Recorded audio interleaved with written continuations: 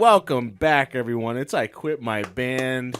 We're all back. JJ's back. How we doing, fellas? I'm good. I'm great, dude. IQMB stock surgeon. It's surging. I'm feeling good. We're happy. Yeah. It's the best show's ever been. Yeah. And that's why I'm drinking. I was gonna say, Celebrate. wow, I guess it's 5 o'clock somewhere. 5 o'clock. It's Memorial Day weekend. Yeah. I think we can relax a bit. Yeah, I mean, it's 1:30. It's 1:30. here. I'm on my second drink of the day. And you were supposed to give me a ride after this, but that's fine. Yeah, that ain't happening. No, forget about it. So, yeah, thank you, everyone, for being here and for watching the show. And if you haven't subscribed yet, go ahead and hit subscribe. Follow us on Instagram and TikTok, and subscribe to our Patreon page. $5 a month to become a quitter. Bonus content. We're doing sort of a double feature thing this week. We are doing a review of Ty Segall's new album called Possession, but on our Patreon page, we're going to be reviewing his classic album. It's 15 years old this year, called Melted. Probably one of his most popular, most seminal albums. So go check that out. But right now, we are going to be reviewing his new one that is out today called Possession. Been excited for this one. This one's been on our radar for a while.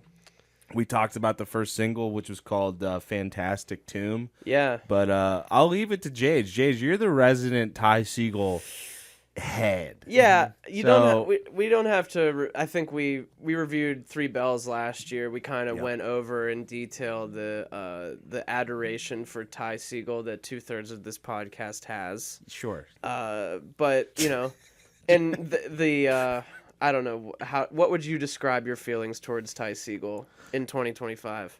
I would say I admire his talent. Yeah. But where he's at creatively doesn't always match like what I want to hear from him. Would you describe it as benevolence or? Yeah, definitely. I think what he does is cool, and I like a lot of songs of his. Sometimes a whole album is a lot for me to sit through.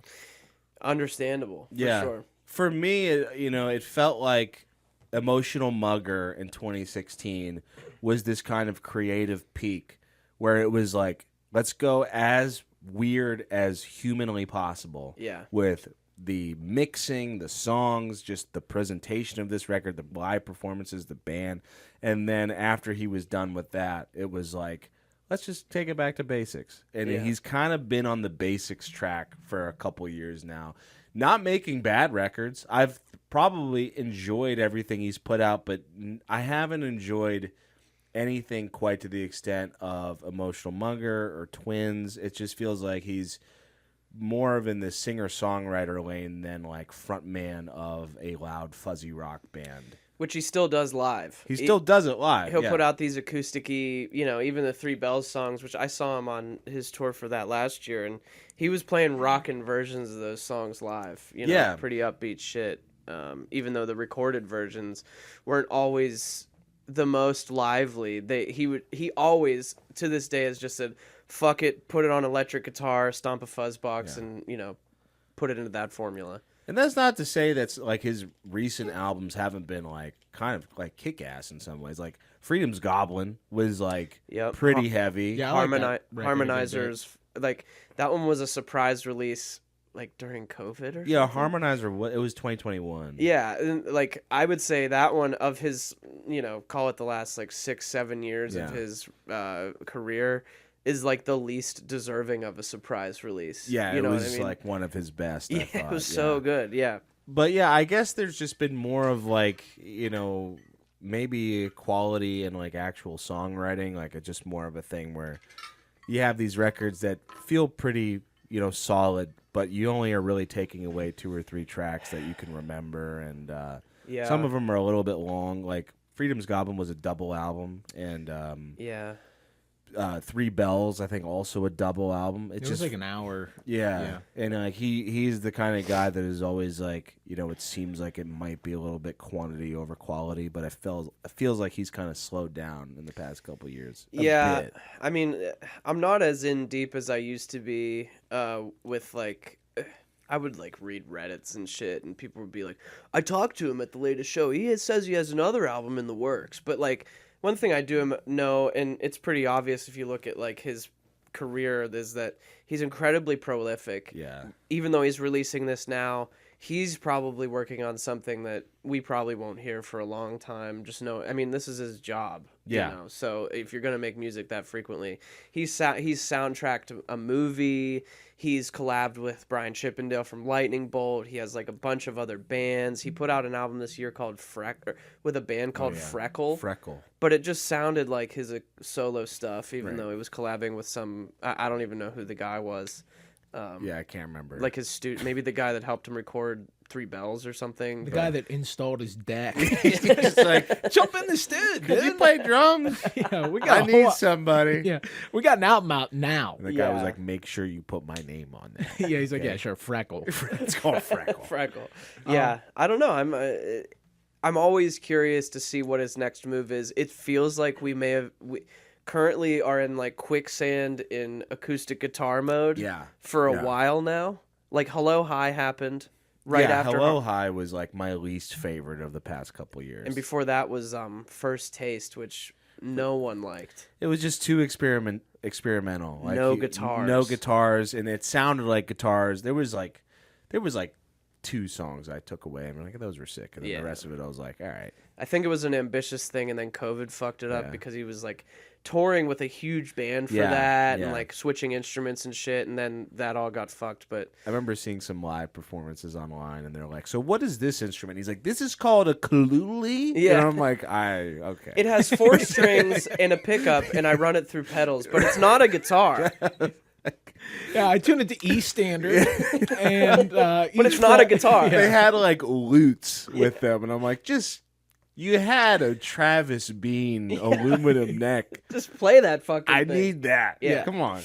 Yeah. But I will say that, I think you liked Three Bells more than probably both of us did. Yeah, it wasn't that big of a hearing the only song that I heard before I heard the record was Fantastic Tomb, and Fantastic Tomb did basically everything that I would have wanted on Three Bells, where it took like it's very clear that he wants to be doing this acoustic rock singer-songwriter type thing. Yeah. But that song had melodies and more instrumentation that felt like different colors. Like part of the problem that I had with Three Bells is it felt like, I think I said during the review, like monochromatic. Like everything was like gray. Yeah. Like, and he would be doing interesting things musically, but after an hour, it kind of just felt like a lot of the same. So I was a little more excited for this than I was, than I thought I would have been coming out of Three Bells. Yeah. He seems to be taking more, since kind of like maturing after Emotional Mugger, he seems to be taking more of a creative piece from more classic rock. Like he was always like very influenced by T-Rex, but I think like he had, way more of a garage punk edge. Now it seems like he really is just like he's in that classic rock, like kind of dad rock lane on a lot of things he's been doing. Plus like Neil Young. With a little bit of Neil Young flavor in there, which is not a bad thing. No. Like if you can put your own spin on it, then that's great. Yeah. But he's got this new record called Possession. We've heard that first single. Let's just dive in. What do you say, fellas? I'm in. It's I Quit My Band, and it's Ty Segall. This is the first song called Shoplifter.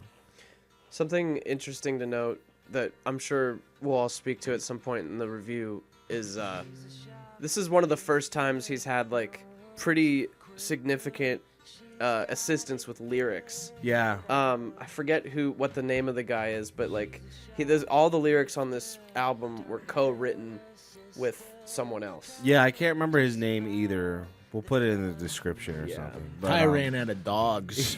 I need another guy in here to help. You need a guy that also has a dog. He actually runs a kennel, so he came with a lot of ideas. But yeah, I read that he is the guy that he co-wrote the lyrics with is not a musician himself, which is really interesting. Yeah. I thought maybe when I first heard he was co-writing things, I was like, okay, maybe it's this dude who's like a fucking lyric writing pro, like a Bernie Taupin or something. Yeah, so like Top Secrets. Who's that? The author from the Number 23. Oh my god, Jesus Christ. Sick, dude. I thought this guy was maybe a Topsy Kretz. Yeah, I thought his life was falling apart in some way. Exactly. Didn't know what was real Everyone or knows not. what I'm talking about. The lyricist's name is Matt Yoka. Matt Yoka, yeah. Yeah. But yeah, he's just a non-musician friend, which is a cool thing to like have someone that doesn't, write lyrics or music come in and help you with that perspective. Yeah, one thing I can say about this Shoplifter, this song in particular, is like, when the strings kick in, that's truly something I've never heard in a Ty Segall record before. Is like there's been horns and things, but like this is like really pretty. Yeah. And like very indie rock sounding. Yeah, I like this a lot. I like comparing it to Three Bells. Like, this is immediately what I would have wanted more of from that record. Something that feels a bit more like orchestrated, musical. It's not trying to like pull weirdness out of the chord changes or like rhythms or anything, but it's just like a lot of really approachable, pretty sounding sounds. Doesn't have any of those sour notes that were so frequent on that record where you're just like, ugh. Or the biting electric guitars. Yeah.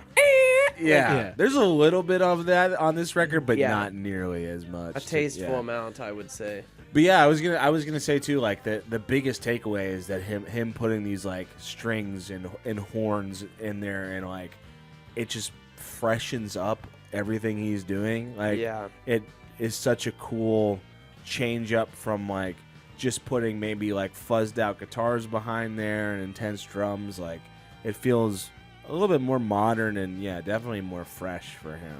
Completely. And great performances all around. Like this dude, the cats are blowing on them. The sax cats or are, whatever. That's These Michael cats are Cronin. swinging. Oh, is it Michael Cronin? Mm-hmm. Yeah. When I saw Ty do a solo acoustic show in Pittsburgh last month, his opening act was Michael Cronin. Michael Cronin has been a long-time collaborator between the two of them. They put out a record together, but also Michael Cronin has played bass in his band for like forever. Oh, okay. Yeah, he's been like the one it's his dude. Yeah, Michael it's Cronin his dude. is his dude. He's the Swiss Army knife of the friend group. He can kind of bust out any instrument. He was also in the Muggers. And, he's done all that but shit. He also has a solo career, which is all pretty good. He's I like great. Michael Cronin. This is the next song called Possession. This was his second single.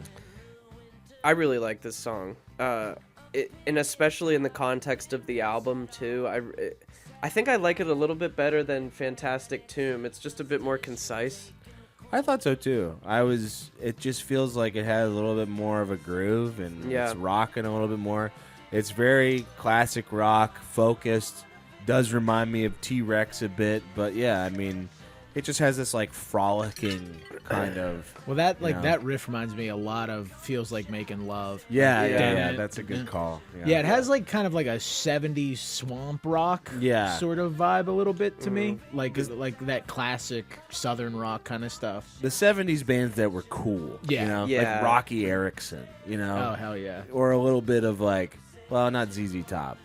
But Rocky Erickson. Yeah, I mean, ZZ Top's cool. ZZ Top is very fucking cool. Yeah. But this doesn't remind me too much of ZZ Top. But, yeah, I mean, I guess Ty has always had kind of a Rocky Erickson vibe. But this feels like the first time in a while where he's not actively trying to put, like, this weirdo stamp on it where he's, like, maybe every other chord we go to this, like, off-key sour note. Yeah. Like, it just feels like you're not getting any of those like stomach-turning moments where you're like, I don't really know if I like this or not. Like it's different, but it doesn't sound good. Does it fit the song? I don't know. It just feels like a fucking good rock song.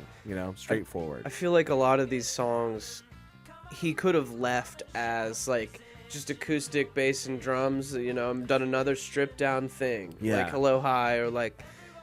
Even a Three Bells track or something, some of those had like the horns and things, but the additions that he made, because he ties on like all of the like just normal band instruments like keys, bass, drums, etc. But like all of the extra color elevates this song and a lot of others to like a level that I feel like where we were critical of Three Bells, it really elevates it in that way. Sonically, it's like there's so much. You kind of made the gray analogy. There's so much more color in this kind of stuff. Completely agree. And because he's not fighting like those like weird half steps and sour notes, like he can just like find these really appealing melodies. Like these two songs have better choruses than like anything on Three Bells, pretty much. I think so too. It just is like, I don't know, like it has a memorable hook. He's not overthinking it. It just feels a lot more like accessible. Than like having, there was points on Three Bells and for the past couple, records, like even on First Taste where it sounded like, like Ty's doing like Neil Young mixed with like Primus. Yeah. And you're like, God damn. He's touring with Primus. Is he really? He's opening for Primus. Like you never see Ty kind of in like that big like headliner tour opening slot, but yeah, he's touring with Primus this summer. That's why we're the best podcast. It is. Because we knew it before we even really knew it. Even though that information has been readily available. I didn't know about it.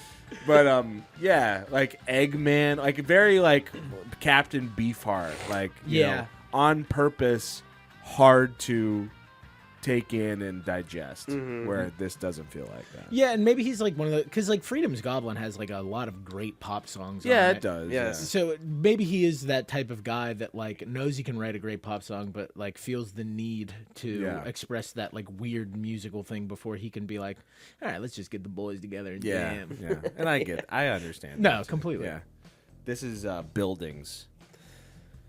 Hands down my favorite on the record. This one's pretty cool. Yeah. Probably my favorite of one of his songs that he's released in his past couple records, honestly. It was interesting looking at the credits for this because he has a keyboard player in his band. Yeah. Ben Boy. Yeah, but he plays like almost all the keys on this. And I never really? knew Ty as a keyboard I player. didn't know that either. That's cool. But like, I think that's what differentiates a lot of his solo work versus like the gajillion bands he's in is like very often if you look at liner notes of, we'll talk about Melted too, he plays like all the shit on everything. So he's a very talented multi-instrumentalist. Yeah, I like this groove with the electric piano a lot, and like that accentuating it with those open hi-hats. Yeah. Who's drumming on this? Do you know? He is. He is? I kind of I've listened to enough of his music. I really love his drumming style. He kind of has like, a bag of fills that he pulls from, and I'm like, oh, there it is right there, He has like, I mean, he definitely takes influence from like Bonham and Bill Ward, but it's a little bit tighter. Like with him drumming on the Fuzz records, you can kind of tell that. Yeah, for sure. But yeah, I just like how this stays in its lane pretty much the entire time, and it like this is probably my favorite use of the, whether that's strings, like real strings, or a keyboard effect or something. Yeah. In the background, I think it's the best use of that. It really complements the melody. Like it's just to me, it's the prettiest on the record, and it kind of like sets up the lyrics and the melody whenever he comes back into the verse in a really like different way than I've heard him. Like it sounds like he's really with his lyrics trying to say something rather than just having lyrics about his dog or his wife or something like that, or trying to tell some kind of or his fake mom. made up story. It feels like he's actually making space to sing and to like make what he's saying heard and known. Yeah, this electric piano solo is not my favorite thing on the record, but the rest of the song's pretty sick. Yeah. I feel like, we were talking about like the grossness that he's incorporated in past things. That little weird keyboard thing is like this album's version of that, for 20 seconds Finding or a whatever. space to Yeah, put it. where he's just like, There's a little cat walking across the piano. Wouldn't it be cool if my dog played piano on this? R.I.P. Brad. R.I.P. Brad. I recorded this before he passed. It's him just kind of walking over a Wurlitzer. And like this is kind of the right song to do it because it's not as like big and melodic as some of the other one. It has kind of this like weird sort of vibe that we kind of sit in. So if you're gonna throw in something weird and challenging, it's better to do it in this than like Possession, which is much more of like a classic sort of single. Yeah, you don't want to fuck that up. Yeah, you want buildings. You can fuck buildings. Hey, fuck that one. Fuck buildings. No, I don't give a shit about buildings. Let's move on. Here's Shining. This is the one on the record that has that makes use of the very sharp, shrill guitar part that he's been doing, and it pisses me off a little bit, but it's not as bad as it has been on past records. Like, I will give this one more of a pass. Yeah, I mean it's a shorter song, and it's, I don't know. I mean, just the frequencies are not nearly as they're not punishing. As ear piercing. The bass line is what I really enjoy about this. That kind of like that little walk up, like it has a little bit of oomph to it. Yeah, I agree. I like that bass line a lot. That left ear, that guitar though, man, it does like. The panning is crazy. Yeah, like, come on. It's just gonna put it right in the center if you're gonna do that to me. And then it like he's playing that same lick over again, just that bend up and down, and it's it's like something that I've heard in just the few, Thai stuff that I've listened to. That is that just like a thing that he does. He likes that type of guitar tone. And lately, seems like seems like it's more of a recent thing. It's like there was a lot of that on Emotional Mugger, where I feel like it started. But then he dropped the heavy instrumental, but kept the heavy.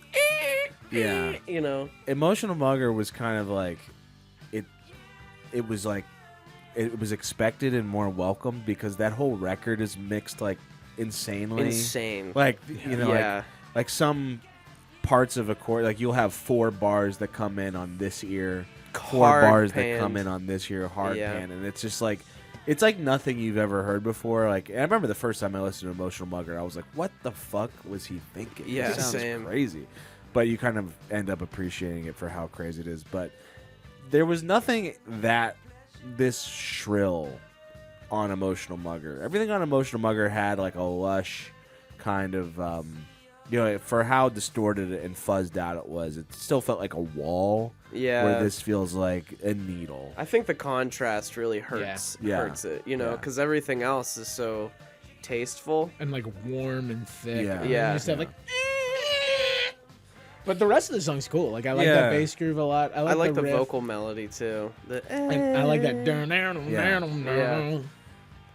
Yeah, I like the there's is that horns in the background? Yeah, that's a sax. Yeah, that's cool. Honestly, the guitar didn't really bother me that much. I can hear what you guys are talking about, but it wasn't like a talking point for me when I was listening to it. It's the only reason why it's of note is because he just like he's like ruined records and songs with it before, and he does it a little bit here, but he doesn't like this song. It can be forgiven, and then he doesn't really go back to it. And you're like, the record. We're like, we were off to a good start here. Yeah. Don't do this. Fuck me over. Don't do this. Don't fuck me here. Yeah, I agree it doesn't ruin the song, but it is the one thing in this song that I hear and I go, this would be objectively better with deleting that stem from the project file.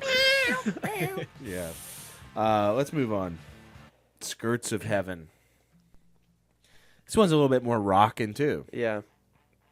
I hear this and I'm like, oh shit. It's got the chug is back, the fuzzed out guitar is back a little bit. Mm-hmm.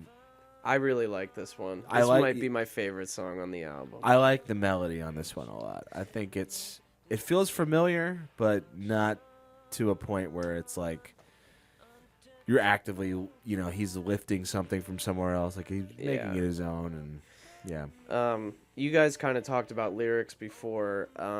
I've read or listened to interviews that he speaks on his lyrics, and he's always mentioned, and I don't think I'm making this up, but he was always like mildly insecure or unhappy of his records in his like early years, where he was like, I mean, a lot of it, we're gonna be we review Melted as well, and we can talk about this in that context, but early days when he was a young man, he was just talking about like, I got a girlfriend, she says she loves me, whatever. Then it evolved to I have a dog. I have beef with my mom. I have a wife. And she's wonderful. Yeah, it's that, and you know, I really feel like this I said it before, this album is elevated by having the collaboration between him and Matt Yoka, because it like really adds a new element that, and it's no fault to Ty, he just like maybe has hit a writer's block or something with like subject matter and shit like 25 albums or yeah, whatever. how much shit can you say? Exactly. And he's never like made overtly political shit, so he's never talking about that. He's never like, if he was, I would have some problems with yeah, that I know, too. just like keep that shit out of my music, you know. But yeah, there's only so much subject matter to go around. Like, I have pretty flowers in my garden. Cool, all right, see ya, bye. Yeah, I mean, I think it happens with big bands, and we've talked about it too, where like you reach a certain level of success and comfortability with where you are in your career, and it's just like, what are you really bitching about at this point? Yeah. You know, where Ty Segall's not as big of an artist, but I would say, definitely makes a living off of doing his art. So he's probably pretty comfortable, and just was like, I appreciate him like taking a collaborator to write lyrics with, and just being like, you know, let's talk about some whatever more deep things instead of just, you know, like surface level, like I love my dog. Yeah, and I think it's like, it shows a like lack of ego too, to be able to look at something and be like, this is something that I wish was better in my art. And even though like I'm pushing and I try, it doesn't reach a level that I want to, and bring in a collaborator to be able to help that. And that's sometimes even harder than, you know, obviously if you don't know how to play the trombone, it's a little easier to be like, well, I want trombone, but you know, somebody putting words that you are going to be saying on stage for now and forever, it's like, that's a bigger like leap to make. And it's like the lyrics, I haven't like really dug into ones that I'm like, oh, that's a great lyric or anything like that, but they're not as throwaway either as some of like his other stuff, where you're just like, okay, we're talking about a garden, we're talking about flowers or something like that. Yeah, you can only write so many songs like that until, you know, like where it becomes not really cute anymore. It's a fun idea at first. Like, I think everyone appreciates a song that doesn't really dig in too deep to anything, and it's just like about your appreciation or admiration for this or that. And especially when you're 20s. Exactly. Now you're in your 30s. It's like, right. And I don't want to hear about your petunias, homie. I mean, there are about dying. He has had like Waxman is an example of some excellent lyrics that he has, you know. And I really like My Best Friend off of Three Bells, and that's about his dog. But like, you know, so there are. I don't want to like totally dunk on like anything he's written lyrically in the past isn't it, but you know. No, I know what you mean. Like it's you know, we're kind of putting a blanket statement over it, but like it's not like everything he's done has been that, and that. But I think more the point is like how, and this is fantastic tune, by the way. This is fantastic tune.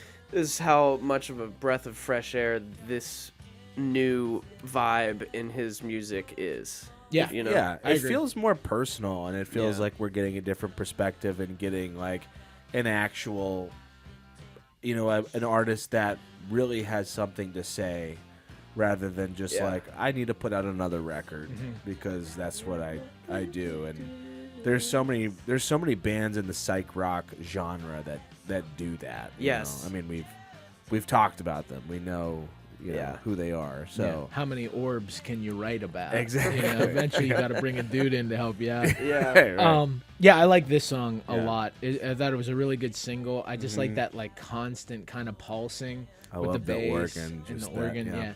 And then there's a lot of times on this that his voice gives me almost like a Donovan 60s folk singer quality. And this is a big one. And there's a lot of this record reminds me, like some of his early stuff really reminds me of like early 60s psychedelic rock, but this stuff reminds me a lot of like the Flower Child folk stuff that was happening in California in the 60s. It's cool. It's a cool vibe, and he does it very well. And I think, like, talking about the lyrics, more than anything, they just feel at home in this mature setting. So it's like nothing sticks out. You're like everything is kind of like as it should be. Yeah, that's a good way to put it. I didn't think about like how it frames in your mind, but there's nothing that's sticking out that's like what? Yeah. What are you saying? Yeah. It's weird. The refrain at the end of this song is very cool too. This song kind of, when I first heard it, it takes the form of like quite a few songs that he's done in the past where it like is this motif for like the first 3 quarters, and then you go to this like more frenetic thing at the end, which is often the more memorable thing that I want to get to. The opening track of 3 Bells is like that, and I can't remember what it's called, but when I saw him do solo acoustic recently, he didn't do many tunes from this new album, but he did I think it comes in right here, but he did like a medley of a bunch of different shit. Oh, that's cool. And he brought in this part for that. Get along. He brought in that part, and I think it's very cool. Get along. Yeah. One of my favorite moments on this whole record is the "What should I do?" and then it kind of going into the chorus. Like that feels very like old school classic rock, like Outlaws or some shit. Yeah, I love that. Yeah, Outlaws or. I had someone in my head and I just forgot about it. Allman Brothers. Allman Brothers, maybe. Neil Young, obviously. I guess. There's a song where he keeps talking about "Eat a Peach," and I was like, "Is that an Allman Brothers thing?" Oh, I don't know. I can't even remember. There's a dog reference. Yeah. We didn't get none of it. Rip bread. Yeah. Let's move on to the big day. We should have done a classic review of Goodbye Bread. And I was like, "What is this?" It's an amazing album. I don't remember. It is very good. Yeah, Goodbye so Bread's good. one of my favorites. It's a sleeper. It's Sleeper. And He has a Sleeper record is a called sleeper. Sleeper. Yeah, Sleeper's not bad either. This is the big day. For me, I would say this is where things kind of start, and it's good that it happens. It's so late in the record, but this is where kind of lines start getting blurred a bit. Things start feeling a bit samey. He's falling back into one of my least favorite Ty Segall vocal patterns, where everything feels very in a straight line with his vocal, which is like it just feels like very like staccato and sharp, and I like that. Yeah, I think, up though. I think that's the most interesting thing in the song this kind of like. Yeah, this weird little like organ and guitar part. Yeah. But the rest of the song, I feel it has kind of a one-note sort of quality, and it does feel like you've been here before at this point, just in the sonics and stuff like that. This might be my least favorite, honestly. I think this is, especially seeing what's coming up. I think, there are oftentimes points in the album where you get to a song like this and the record is just like completely out of juice. Yeah. I don't think that's the case with this record, but I do think this is probably my least favorite song. I'd have to agree. It's just it's not a bad song. It's just one that feels just more forgettable when thinking about the record in hindsight. You're like, oh yeah, that one was on there too, because it has a similar vibe to Fantastic Tomb. It has a similar vibe to Possession and everything else that's come before it, and the last 3 are definitely, like, I think, in my opinion, stronger. Yeah, I think it may just suffer from it's one of 10 songs. It's one of 10 listening songs. To there's gonna be one that's the least best. It might not be my least favorite, but it definitely suffers from. It's not anything different than the prior fucking 6 that we listened to, and that's pretty much it. But I do like the walk up. It's very I do like that. It's very pretty and like climactic in a way, but not in like a rock opera type way. It's cool. It just suffers from a bit of middle child syndrome. Middle child syndrome. It's there. We love it, but do we? Yeah, will it wreck our car and get on academic probation? Probably. Exactly. Probably. Might. Will it blame us in therapy for all their problems? 100%. 1,000. Let's move on. Oh shit. This is Hotel. I like this one quite a bit because it has. This one sounds crazy. Dude. Yeah, this one is like the most like Beatles-y, and Yeah. You know me, I'm a Death Grips over the Beatles kind of guy. But that classic. classic argument that we all all the know. Yeah. Well, we had that argument before, haven't we? Death Grips v Beatles. That was like a years long argument. Oh, Didn't I don't we? remember. Okay, maybe that was. That's a far very back. stupid argument. It's a stupid argument. Is We it definitely Money had Store Abbey Road? Yeah. Money store. Is it the cock or the dudes on the street? Yeah. What I was trying to say. This one feels the most Beatles, and I'm not I'm not that much of a Beatles guy, but I did. You're a Beatles respecter. I am a Beatles respecter, and I thought this one was like one of the more interesting, and it has one of my favorite melodies on the record. Yeah. Too.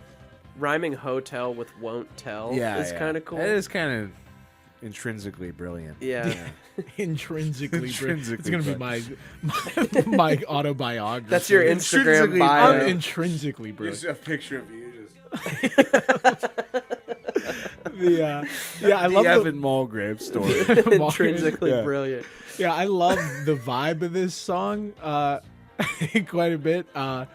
And like how they kind of just keep the tension going. I kind of wanted like a big, like a Fantastic Tomb like rock out towards the end. You don't really get it, but as just a different sort of vibe with like the strings and the keys and just that drum coming in on those like triplets. Yeah, this part's cool too, where the strings are like melting. Yeah.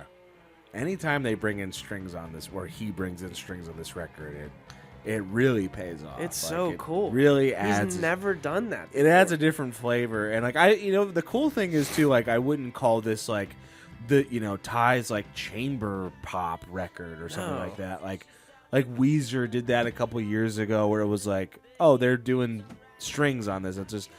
It's not really that. It's just adding a new layer to what he can pull off. I mean, if you've done fucking 20 some albums, over basically 2 decades or so, maybe not that long, 15 years, whatever. Very seldom are you doing something new. Yeah. I mean, AC/DC did the same thing for fucking, X amount of albums, but, when I put this on for the first time, I was like, damn, I've never heard him do that before. Yeah. That's really cool. Yeah. And I think a complaint that I remember myself having with Three Bells and a few of the prior releases is like, man, brother, we're stuck here a little bit. Where are we going to go? What are we going to do? Can you regress, or can you go back to being heavy, or can you do this, whatever? And I didn't know this was the answer, but I really like this movement. Yeah, I mean, speaking of AC/DC, he almost did have sort of an AC/DC trajectory where it was just like, you're stuck in this classic rock. Be the fucking psych rock guy. Exactly. Yeah. Let's move on to Alive. This is the classic, the token Wes Anderson vibe song on the record. Yeah. I don't mind it. I think this is like probably the most playful on the record. It has this kind of like bustling type kind of chord progression, sorry. Yeah. But yeah, I don't. If I had to critique it for one thing, it would be the vocal melody doing that same kind of like up down, like very droning. Sharp. Not really singing, more just like it's that It almost sounds wizard. Yeah, that's what I'm saying. Like it sounds like a heavy psych rock type melody, like where you just be doing that over like these huge sludgy guitars. I do like when these strings kick in this part. Yeah, it's like, cool. This kind of reminds me of like I don't even know, like a weirder Beatles type thing. Yeah. But yeah, this is probably one that it's just this melody part, really. Yeah. Like I like the other parts of the song. I like the strings, but it's like this is very cool. It's great. But yeah, just that I'm used to hearing that type of vocal melody over gigantic riffs. Yeah. And if you're not going to give me gigantic riffs, don't give me that melody. That's like a melody I settle for the gigantic riffs. Yeah, no, I agree with you 100%. Like if the burger's bad, at least the fries are good. Yeah, exactly. Now, neither of which are what I want. Yeah. It's something that I really just don't like about Ty, because he can clearly sing. He can sing. Yeah. But, like, this isn't really singing to me. Like, it's not really emoting. It's not really, like, going up and down and doing anything with your voice. It's just kind of going... Like, it just feels like a exercise in, like I guess just a vocal exercise, honestly. Like perhaps it's, because the rest of the mix is kind of busy and there's a lot going on. Perhaps he didn't want to throw so much, maximalist or something. I don't know. But yeah, comparing it to other melodies that are like just very traditionally good, catchy, and then you get hit with something like this. But the song seems much more interested in this. Yeah, just kind of going like, crazy. Vocals almost sound like they could not even be on this. Yeah, they might not even. Yeah. It could have been an instrumental. Yeah. Yeah, it's kind of cool that, like we were talking about before, like his kind of need to do something weird and sour kind of comes in more on this record with strings, and it does it in a way more interesting way than like, killing your ear with some sort of shrill guitar tone. Love this song. Last song, another California song. Go ahead. You go ahead. I was just gonna say, huge Three Dog Night vibe. Mm-hmm. He previewed this acoustically. Intrinsically brilliant. Intrinsically. It's me with like my shirt tail coming out of my fly. That's brilliant. He previewed this acoustic, and I was like, I remember to make a mental note because he was like, this is a song off my new album, and he just kept saying another California song. I'm like, this is awesome. I can't wait to hear the real thing. Yeah. So then when I saw the track list, I'm like, yep, can't wait to get to that one. Yeah, this is one of his best songs in a while. Yeah. It just, it's like, it fits as a closer. It's rocking. Mm-hmm. It's memorable. He's actually singing on it. It just, there's really nothing. There's nothing to hate on it. And he's bringing back his fuzz guitar tones. It does have a similar vibe to Fantastic Tomb, I would say. Yeah. But yeah, I don't know. I enjoyed it. I thought this was a nice send-off for the record. Agreed. Yeah, I think like, an album like this doesn't need the big triumphant closer that we talk about sometimes.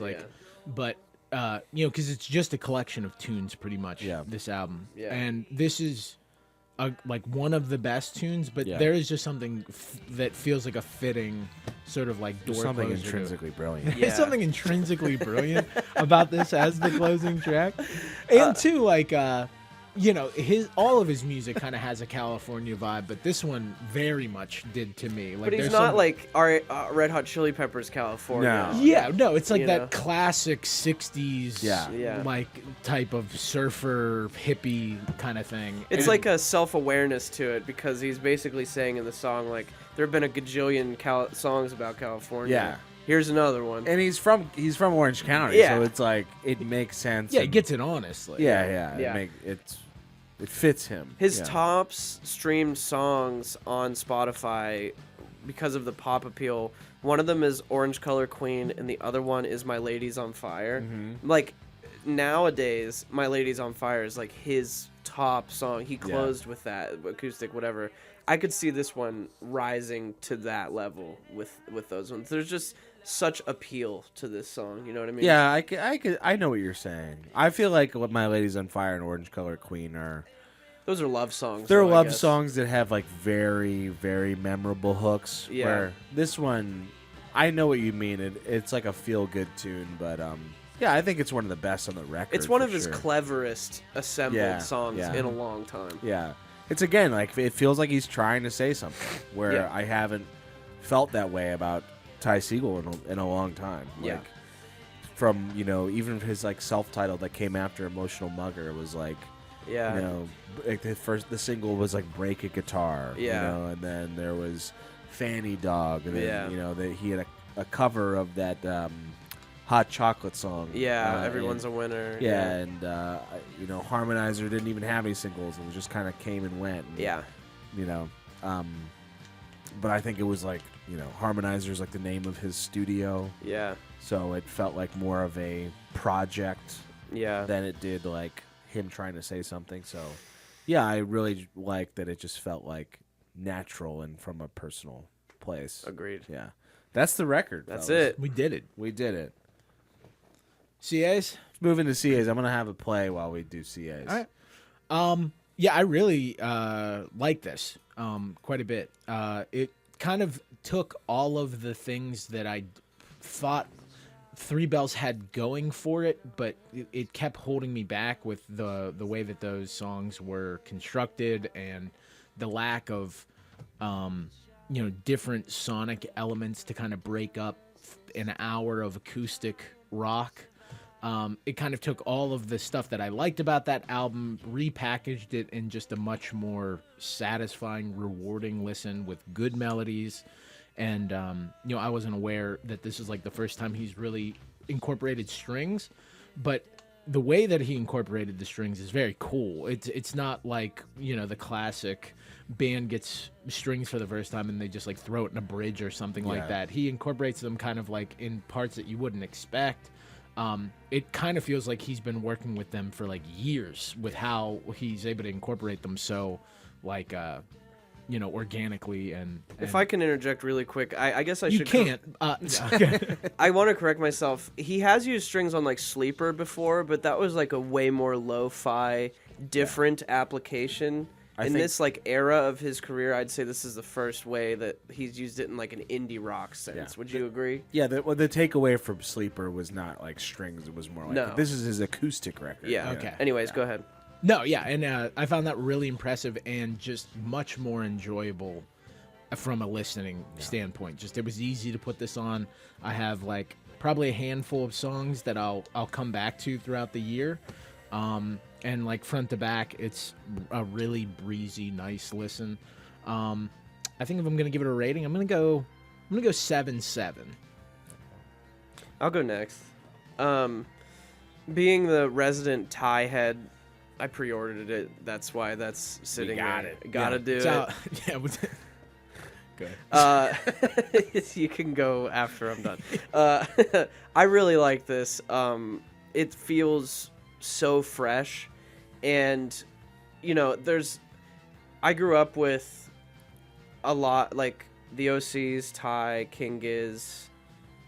That's kind of the big three of like the psych rock guys, right? And Ty was kind of leading the charge in a lot of ways, and I've kind of fallen out of love with 2 out of the 3 recently, more so Giz than OCs, just because OCs are in such a weird direction. Yeah. But try not to compare the 3, but I've never completely fallen off with Ty, even though all 3 of those bands I mentioned are so prolific, and you feel like you can get beaten over the head with new music all the time from them.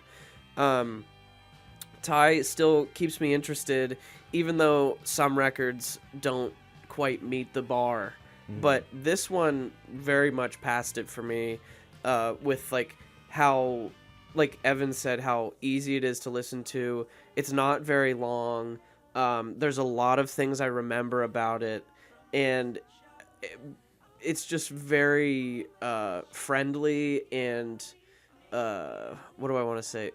It's so fresh, and I really love that about it, because I think last time we talked about 3 Bells, we were talking about Ty's artistic progression or whatever, because this very much contrasts what he was putting out 10 years ago, but this is a very interesting addition to his, you know, ever-growing discography, and I really liked it. You know, there's a lot of songs I'm going to come back to. I definitely liked it better than 3 Bells, and 3 Bells was in my top 5 last year. I'm going to give this one an 8.5 out of 10.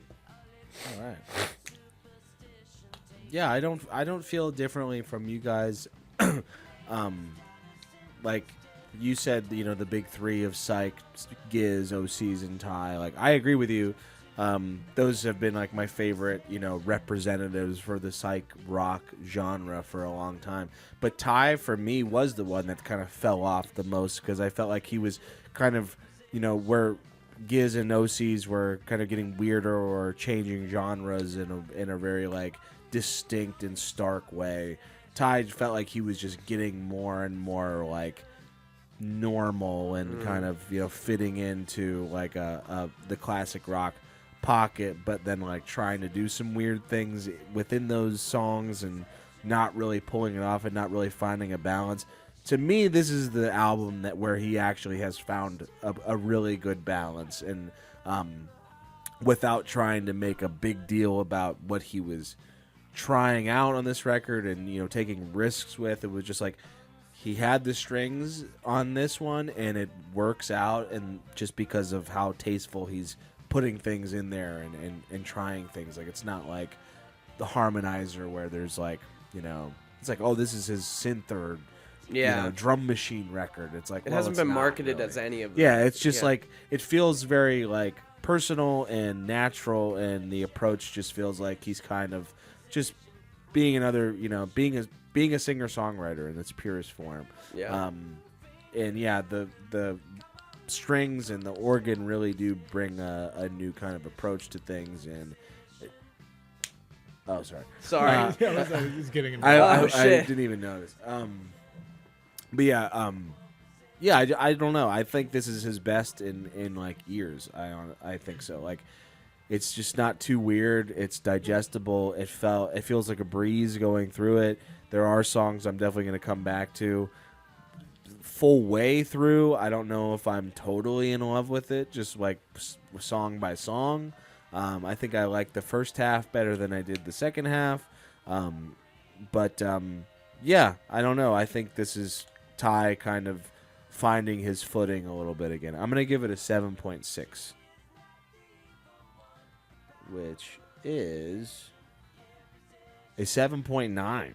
Damn. 3. I think that's an intrinsically brilliant. That's I thought so. And I knew it before we so. even ended that was going to be the title. I actually gave a Ty Segall record a higher rating than you did. You did. Favorable, that's very surprising. Yeah. Intrinsically cool. brilliant, hell yeah. It's an intrinsically brilliant. That feels right. It does feel right. I mean, I think he kind of,